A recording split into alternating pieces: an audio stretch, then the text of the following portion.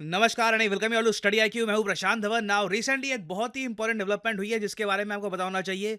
China ने अब properly overtake कर लिया है इंडिया को इन बाइंग रशियन ऑयल, और अब लगता नहीं है कि इंडिया नंबर वन स्पॉट पे आने वाला है लंबे समय तक। यहाँ पे आप देख पाओगे चाइना पिप्स, मतलब कि चाइना अब आगे निकल चुका है इंडिया से in buying sea borne Russian crude. Now इसके पीछे मेन रीजन यहाँ पर यह है कि इंडिया ने रशिया की जो सैंक्शनड कार्गो शिप्स है उनसे ऑयल परचेज करना बंद कर दिया है। और जब मैं इंडिया कहता हूं तो मेरा मतलब इंडियन रिफाइनर से है। फॉर एग्जांपल, रिलायंस ने, इंडिया का एक बहुत ही बड़ा रिफाइनर है रिलायंस, आपको पता होगा। रिलायंस कच्चा तेल परचेज करता है रिफाइनरी से, उसके जो प्रोडक्ट्स हैं फिर दुनिया भर में एक्सपोर्ट करता है। तो रिलायंस ने कैटेगोरिकली ये कह दिया कि जो रशियन कंपनी है सोव कॉम्फ्लॉथ, इनसे हम ऑयल शिपमेंट्स नहीं परचेज करने वाले क्योंकि इन पे लग चुके हैं सैंक्शंस। अब इनसे आप अगर ऑयल परचेज करते हैं तो उसके बाद कल को रिलायंस पर भी सैंक्शन लग सकते हैं। तो इसलिए इंडियन कंपनीज बिल्कुल अवॉइड कर रही है रशियन ऑयल। बट एक इंटरेस्टिंग बात यह है कि अमेरिकन मीडिया ना फिर भी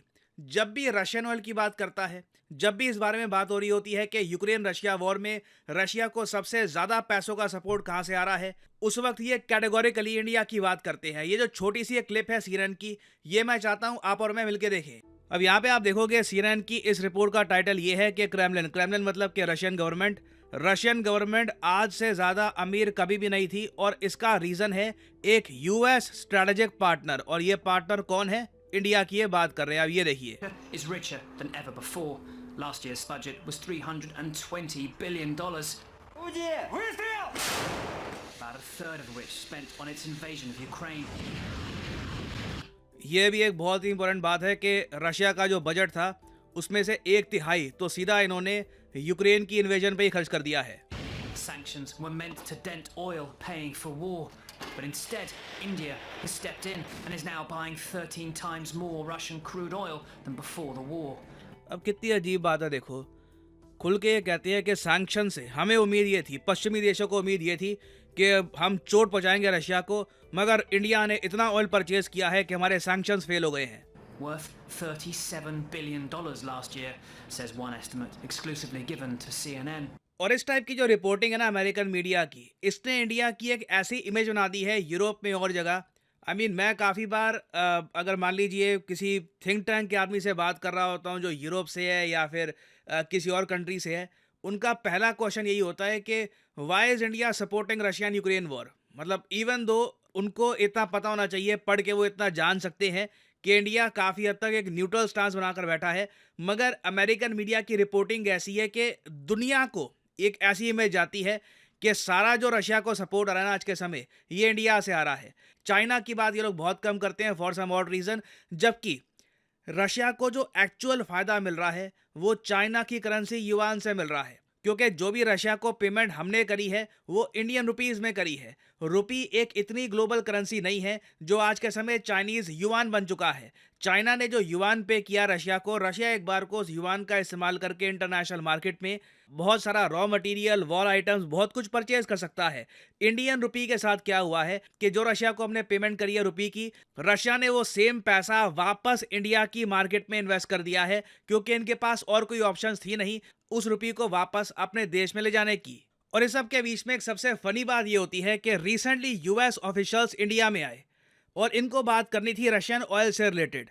नाउ इन यूएस ऑफिशियल से जब इंडियन मीडिया ने ये पूछा कि क्या यूएसए ने ऑफिशियली इंडिया को ये कहा है कि रशियन ऑयल आप परचेज मत करिए, और सबसे बड़ी बात कि कच्चा Russian oil, crude Russian oil जब इंडिया में आता है और इंडिया की रिफाइनरीज उसको प्रोसेस करके जो प्रोडक्ट्स बनाती हैं और उनको एक्सपोर्ट करती है यूरोप में, यूएसए में, क्या उसको भी रशियन ऑयल माना जाएगा? तो यहाँ पे यूएस ऑफिशियल्स ने कैटेगोरिकली ये कह दिया कि नहीं, एक बार वो तेल इंडिया से गुजर गया तो वो रशियन ऑयल नहीं रहा, अब ये एक इंडियन प्रोडक्ट बन चुका है। ये जो छोटी सी क्लिप है मैं चाहता हूं आप देखें, बहुत इंपॉर्टेंट है।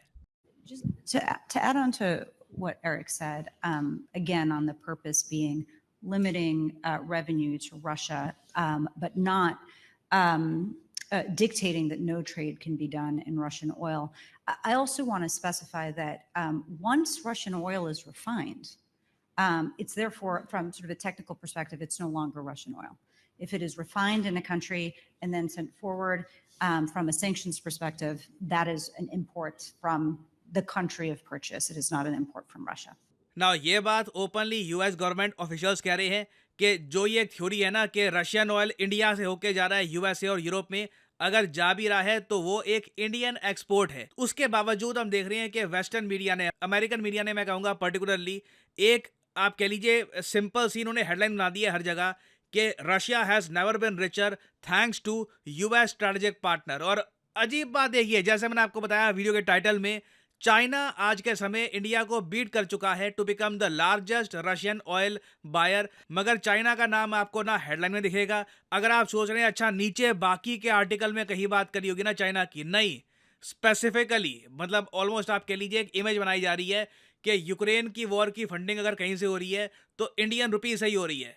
और यहाँ पे एक और बहुत ही इंपॉर्टेंट कॉन्सेप्ट ये भी मुझे क्लियर करना होगा कि इंडिया अगर चलो ठीक है रशिया से ऑयल अब कम परचेज कर रहा है बिकॉज ऑफ कार्गो शिपमेंट्स, तो वो जो डिमांड है कहाँ से पूरी हो रही है? वो डिमांड हम पूरा कर रहे हैं अमेरिकन क्रूड ऑयल से। और अगर यहाँ पे आप सोच रहे हैं वेट, अभी मैंने ये भी कहा कि जो रशिया का कच्चा तेल है ये इंडिया से होके काफ़ी बार यूएस चला जाता है, तो वो क्या था? अगर हम यूएसए से कच्चा तेल परचेज कर रहे हैं तो यूएसए को एक्सपोर्ट क्या करते हैं? देखो यहाँ पे फ़र्क है पेट्रोलियम प्रोडक्ट्स और कच्चे तेल में। यूएसए से इंडिया कच्चा तेल परचेज कर रहा है, मगर इस कच्चे तेल के प्रोडक्ट्स बनाकर हमारी जो रिफाइनरीज हैं, जैसे फॉर एग्जांपल मैंने आपको बताया रिलायंस की रिफाइनरी है, सरकारी रिफाइनरी है हमारे देश में, इन रिफाइनरी से इस कच्चे तेल को गुजार कर हम जो पेट्रोलियम प्रोडक्ट्स हैं ना ये वापस यूएसए को बेच देते हैं। जी हाँ, ये इंडिया का बिजनेस है। यहाँ पे आप देख पाएंगे of the total US petroleum products imports 3 से लेकर 5% इंडिया से आते हैं। और ये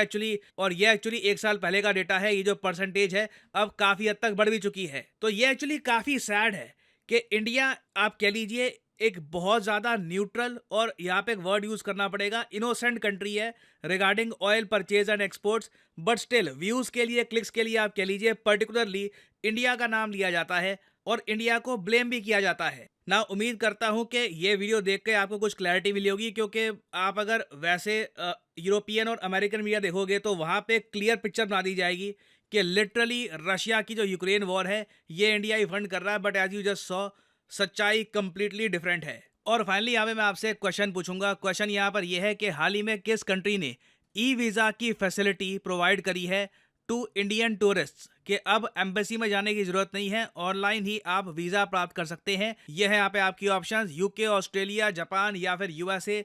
इंडियन पासपोर्ट लगातार स्ट्रॉन्ग बनता जा रहा है और ये जो डेवलपमेंट है ये एक बहुत ही बड़ा प्लस साइन है फॉर इंडिया। और हाँ, फाइनली यहाँ पर मैं ये भी ऐड कर दूं कि लाइफ में अगर आप एक बार प्रॉपरली यूपीएससी एग्जाम की तैयारी करना चाहते हैं, आपके पास अभी टाइम है, आप एक कॉलेज स्टूडेंट हैं, आपके पास 2-3 साल का टाइम है कि आराम से प्रिपरेशन करके एक प्रॉपर अटेम्प्ट दूंगा यूपीएससी का, तो स्टडी आईक्यू के अफोर्डेबल कोर्सेज अवेलेबल हैं। ये कोर्सेज आपको हेल्प करेंगे प्रीलिम्स से लेकर इंटरव्यू तक। आपको सिंपली जाना है कमेंट सेक्शन में, यहाँ पे आपको ये लिंक मिल जाएगा। इस लिंक पर क्लिक करके आपके सामने खुल जाएगा ये पेज और यहाँ पे आप परचेज कर सकते हैं स्टडी आईक्यू का यूपीएससी कोर्स। बाय नाउ पर क्लिक करिए और यहाँ पे आप देख पाओगे जो इनिशियल प्राइस लिखा होगा ना ये 31,250 है, ये पे मत कर देना। सिंपली यहाँ पर कोड यूज करिए PD10 और प्राइसेस गिरना यहाँ पर स्टार्ट हो जाएंगे। सीधा 6,250 रुपए का आपको मिलेगा डिस्काउंट। और इस कोर्स के अंदर देखो खास बात यह है कि आपका प्रीलिम्स क्लियर हो गया, उसके बाद स्टडी आईक्यू आपको दिल्ली बुलाएगा, दिल्ली में आप जो रहेंगे उसका खर्चा स्टडी आईक्यू उठाएगा और दिल्ली से आप प्रिपेयर करोगे मेंस के लिए। 1-to-1 मेंटरशिप आपको दी जाएगी, फिर इंटरव्यू में भी आपको प्रॉपर्ली हेल्प की जाएगी। This is why this program is called P2I batch. तो एनरोल करिए इस प्रोग्राम में if you want to prepare for UPSC and use the code PD10 to get the maximum discount possible. और इसी note के साथ यह है वीडियो का अंत। Thank you for listening and as I always say, may the gods watch over you.